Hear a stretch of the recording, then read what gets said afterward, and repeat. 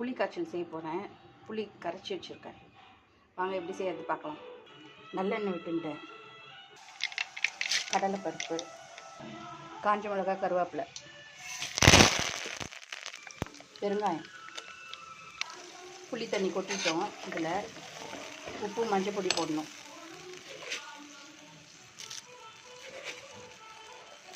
உப்பு சாதத்தில் போட்டு வடிக்கலை, நான் புளி காய்ச்சல் தான் போடுறேன். அதனால் கொஞ்சம் நிறையவே போடணும்.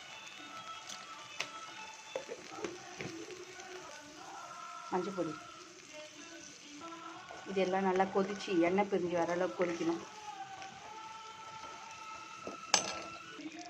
புளி காய்ச்சல் ரெடி ஆகிடுச்சு பாருங்க. இந்த தண்ணியெலாம் வற்றிட்டு எண்ணெய் பிரிஞ்சு வச்சுப்பாங்க. இது எண்ணெய் விட்டு வேர்க்கடலையும் உளுத்தம் பருப்பும் வறுத்து போட்டுடணும்.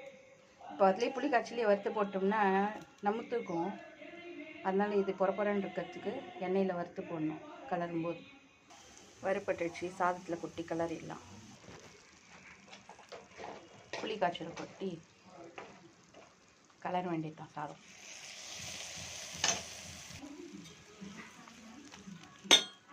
புளி சாதம் ரெடி. பையனுக்கு பேக் பண்ணியாச்சு லஞ்சு. ஓகே, பாய்.